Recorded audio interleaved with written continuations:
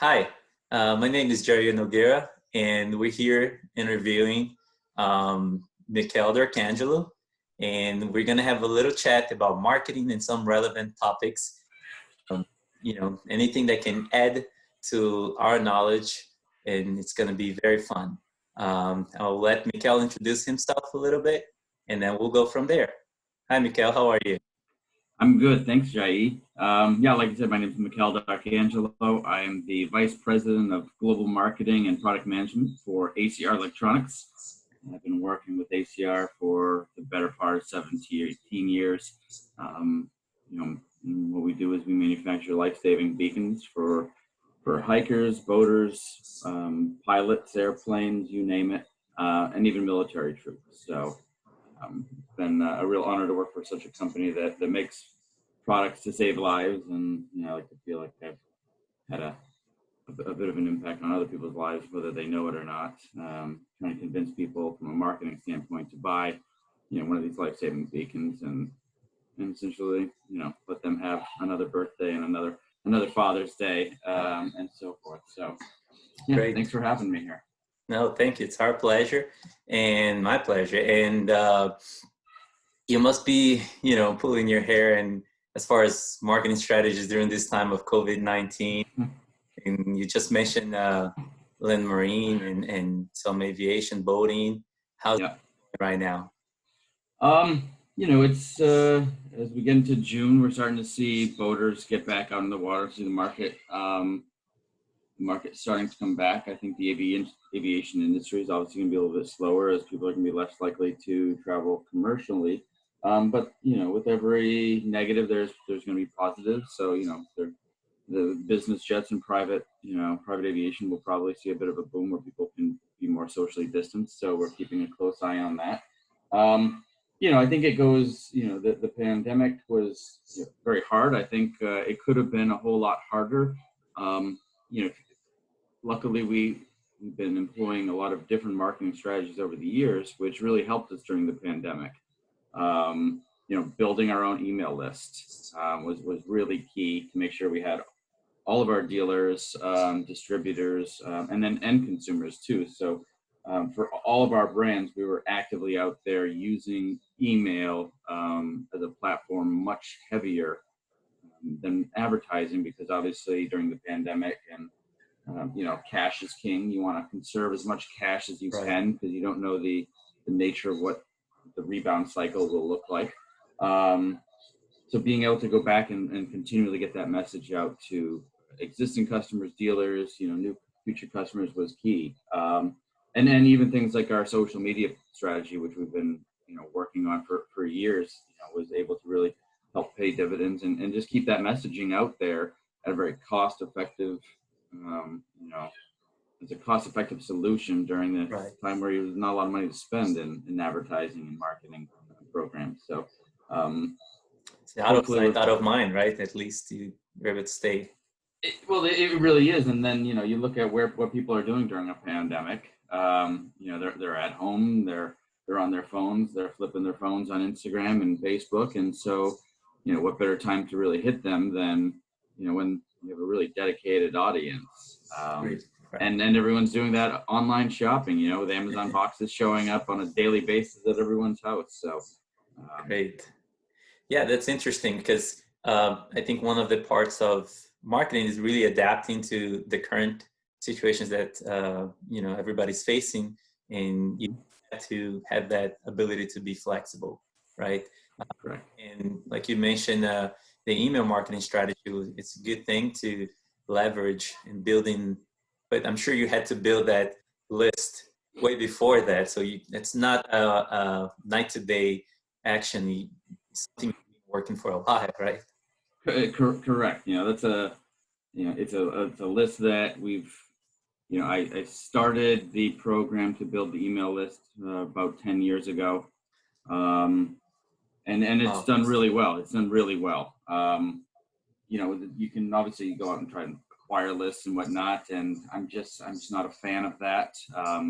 If you buy a list, you're typically, if you get around a 2% open rate, like, wow, consider yourself extremely lucky. Because You know, of the the list level of is. interest, I mean, sorry for interrupting, but Mhm. the list that you built, there's a level of interest in your content, and that's the key. Exactly. You know, we will average about 25 to 28% open rate, you know, around 20% click through rate.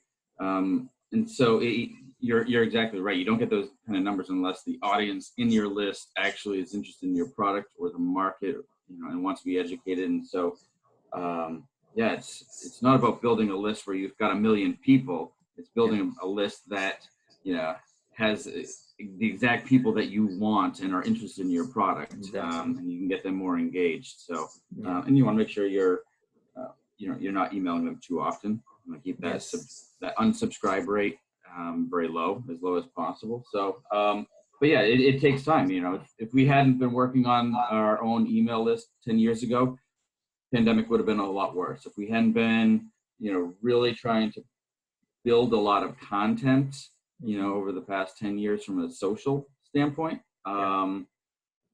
you know, we would have been, you know, we would have in a lot worse position. Yeah. So I like to think we did a pretty good job with the tools that we had.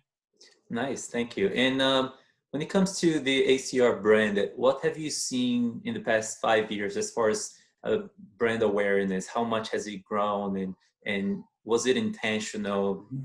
Have a goal, and is it working out? And just I know you mentioned social media, email marketing that you've been working on the list for 10 years ago, but more or less the brand and some of this Mhm. practical things that you took in building that. Yeah.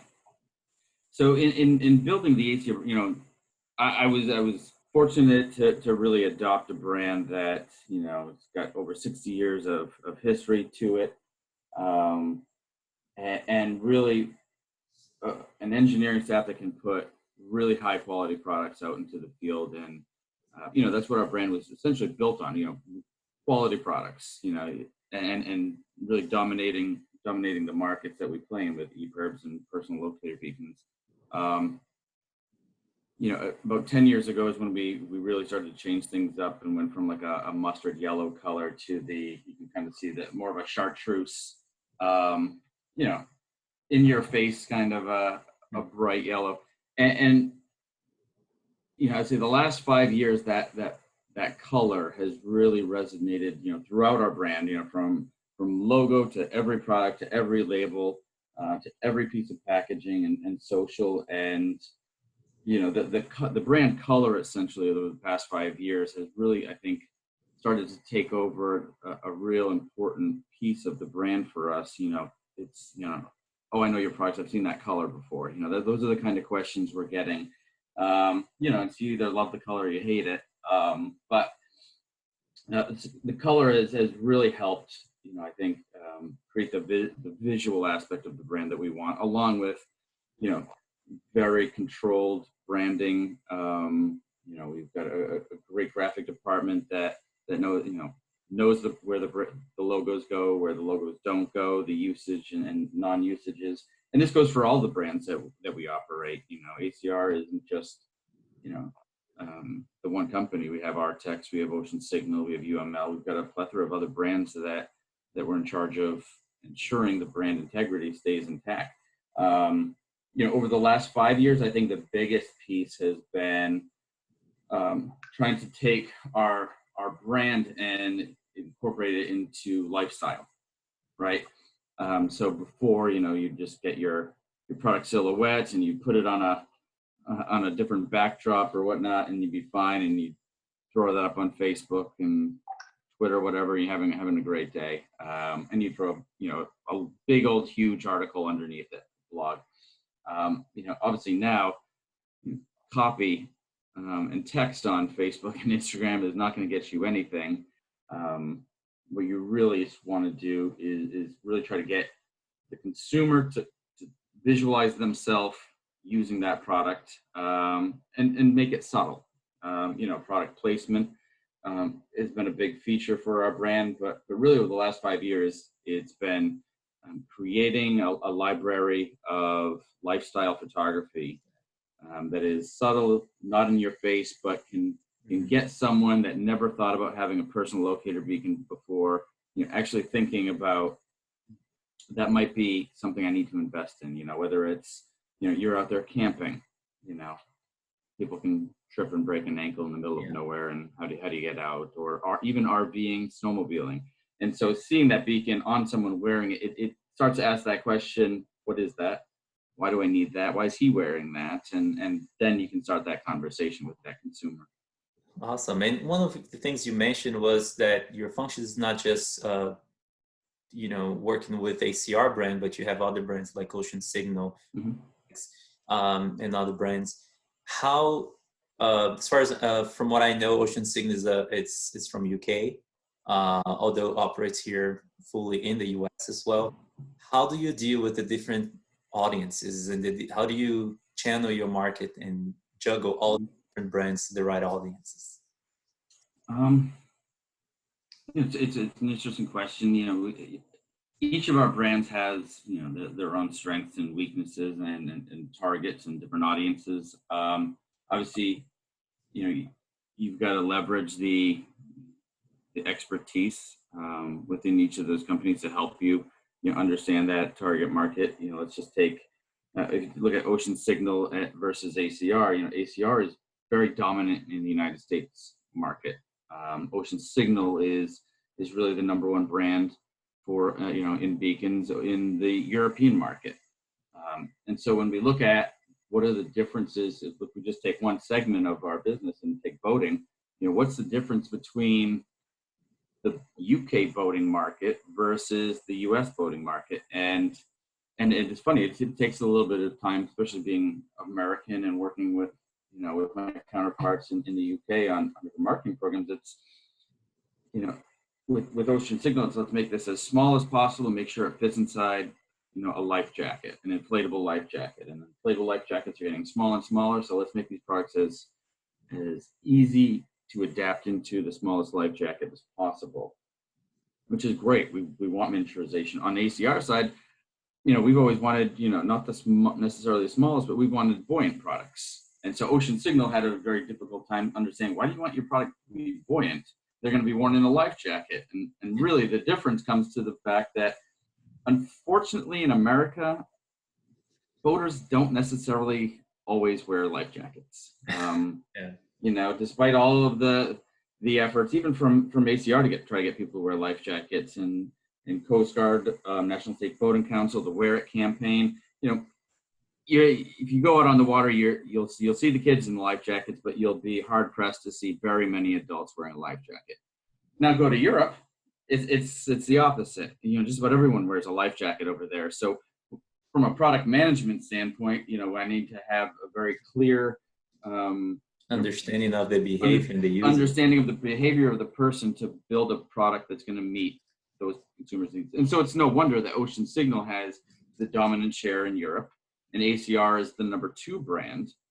And then in America, ACR is the number 1 brand, and Ocean Signal is the number 2 brand, because two different, it might be you can take an EPIRB or a personal located beacon, both brands make one, and they both essentially do a lot of the same things, but the functionality and what the consumer wants is different by geography. And so that dictates who's going to win and who's not.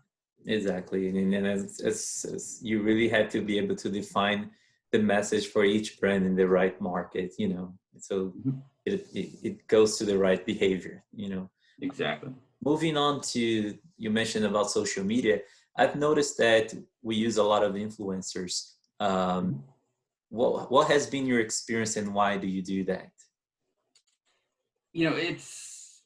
I really enjoy getting to work with influencers.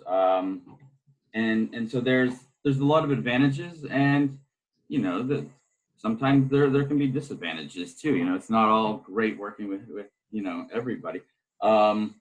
But the influencers that we've continued to have a solid relationship with, the George Pover Romos of the world, and the Jimmy and Louises, and some of the fishing teams, Goliath Fishing over in Fort Myers now. They bring a big audience to your brand. Like we talked about, as far as evolving the brands, trying to have that lifestyle element.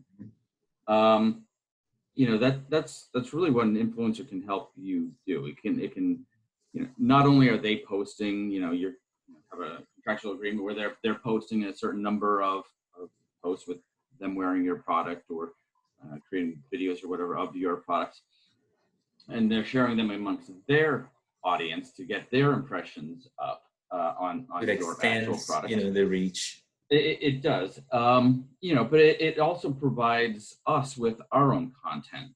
Yes. And in today's world, content is king. And so while, there might be the benefit of, take someone like a Louisa Barros, Fishing with Louisa, who's got a massive Instagram audience, and then you take a George Poveromo, who has a massive just overall following from a seminar series, TV show. You're hitting two different markets.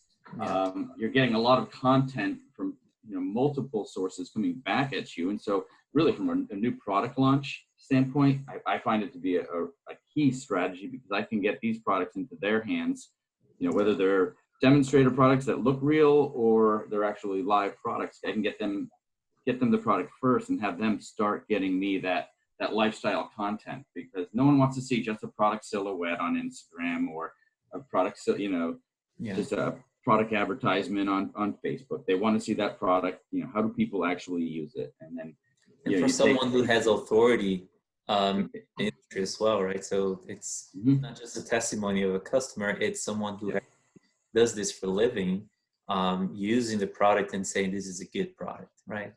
Exactly. And so you do have to, you do have to do your homework on this.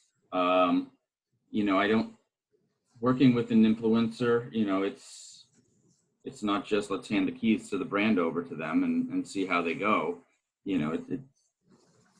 It's kind of a prove it kind of a campaign where, one, I want to make sure, there's no drama involved. We don't need any social media drama. Two, do you do what you say, and how well do you do it? Everyone can say they've got a big following and they'll post all the time, but do you actually do it? The engagement. And then how does my product look? Are you representing my brand the way I want? If we sell safety products, so if I have an influencer who is wearing my product and is posting a bunch of videos doing tequila shots, that's not really the look I want for my brand. Got to stay consistent with the message. Exactly. Or if they're being, a little too reckless, if they're pushing the envelope a little bit too far, where, your average weekend warrior or your boater might look to them to say, well, if they can do it, yeah, I can also do that too. Mm-hmm. We don't want to put people's lives in danger, following someone that might be a little bit reckless. So you got to be careful. You got to do your homework. I never hand out just a contract before working with someone. I will start with a product contract, product only, and see how it progresses from there. But they can be very, very helpful, really helpful, and you get to meet a lot of great people. Yeah, great. Yeah. So, Mikele, coming to the end of our meeting, we've talked about email marketing. We talked about social media, influencers, brand message, different audiences. It's a lot. And I think if you really put down on the paper everything that our marketing department would do, you would have to have this massive department. But at the same time, I believe you have a good harmony with the people in the department. You can get a lot done, and I guess this influencers also help creating that content as well. Mm-hmm. It's a combination of a lot of factors. If you could give a quick advice to new marketers like me, say at the end of this meeting here. Yeah, I think I think this goes. It doesn't matter what department you really work with. Hire the right people. Don't be don't be desperate. Whenever you get that job description approved, you're just excited to get some help on board or whatnot. But don't be too picky. Find the right person. And make sure that they're also a fit for your brand. Makes someone that is actually passionate about, saving lives and their actual role in the organization is going to be so much more effective than someone that's just coming to collect a paycheck. They might bring a wealth of information and knowledge, but if they're not, if they can't get connected to the brand quickly and want to live and breathe, what we do, they might not be the right fit. So just you got to vet them carefully, but hire a really strong team. That's goal number one. It makes a world of difference. As far as for a new marketer goes, get as much experience as you can. I remember locking the building up, my first 8 years, when we had the policy where you could have one person in the building. I think I would lock the building up 3 or 4 days a week, when I was in my 20s. And, I was fine with it. What you had to do, right? I would, there was a ceiling above me of where I could go. And I just knew that I needed to outwork everyone. And by outworking everyone, it gives you the ability to, learn new skills. I taught myself Adobe Illustrator, Photoshop to the point where I was actually producing our packaging and reducing the amount of budget I needed to spend on outside creative, which I could then push more into advertising. So, right there, you make yourself more indispensable when you can show your senior management team that, look, I've saved this money here and put it towards this where we get a better ROI, and all of a sudden sales start following in that trend as well. So outwork everybody, but get as much exposure as you can. And as I find myself now as well, figuring out as I get older, I'm not going to know quite as many of the, when I was in my 30s, bringing Facebook and Twitter and even Instagram to a certain extent, to ACR was a no-brainer. That's what we were doing, at that time. Now as I'm in my 40s, is TikTok even worth it? But you've got to still get educated on it. You still have to stay up on all of this, but never lose sight of actually who your target is. I joke, maybe TikTok is our next big marketing thing, but realistically, when I look at my consumer demographics, I know that it is 92% male, and they are, for the most part, 40 years and older. Not really a lot of those guys on TikTok. So maybe I'll continue to, hit the voting forums, the Facebook, the Instagrams, where we know that audience is actually still living and breathing. So know your audience, outwork everybody in your department, and once you get the ability to get a team underneath you, hire a really good team, and it can keep them happy. Awesome. Yes, thank you very much. This is really great, helpful information here. And thank you, Mikele, for sharing that knowledge with us.